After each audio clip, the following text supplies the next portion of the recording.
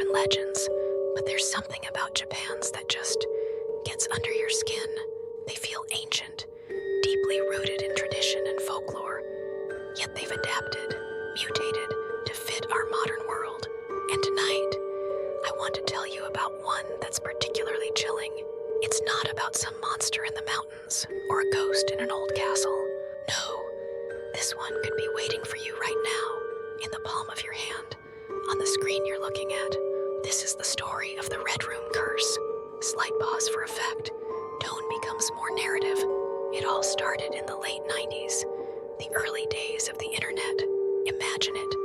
The dial-up tones, the chunky monitors, the feeling that you were exploring a new, uncharted digital world. It was exciting, but it was also kind of lawless. And that's where the legend began.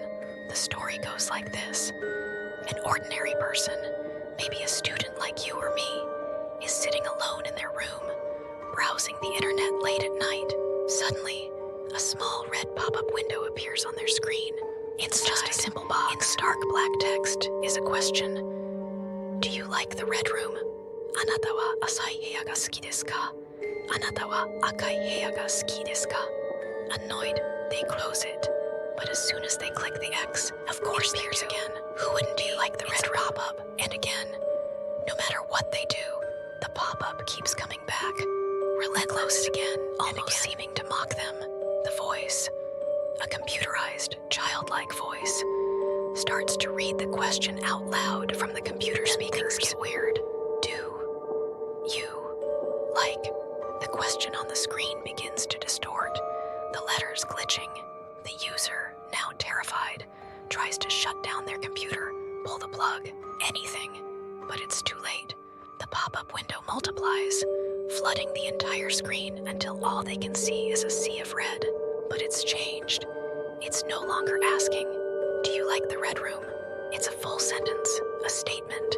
The next day, and the voice is found dead in their room, finishes its question. The walls of their room, the walls are painted entirely in their own blood. A red room. Pause, let the horror sink in. Now I like the Red Room. Might be thinking, okay, creepy story, but it's just a story. They've taken their own life. Here's where it gets really disturbing. This legend didn't just stay a campfire story for the internet age. It bled into reality in the most horrific way possible. In 2004, in Sasebo, Nagasaki, an 11-year-old schoolgirl, given the pseudonym Nevada Tan by the media, murdered her 12-year-old classmate. It was a shocking, brutal crime that stunned the entire nation. And when investigators searched the young killer's computer, what do you think they found bookmarked on her web browser?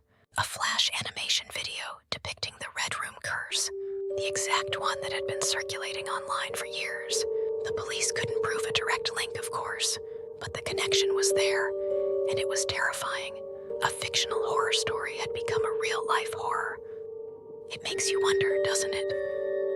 The Red Room isn't just a tale about a cursed pop-up. It's a modern-day boogeyman, a manifestation of our anxieties about technology. It's about the dark, unknown corners of the internet, the power of these stories, the loss of control, the fear that something from that digital world can reach out and physically harm us in our own homes, in our safest spaces. The victim's computer, containing a list of names, is found by a friend or family member.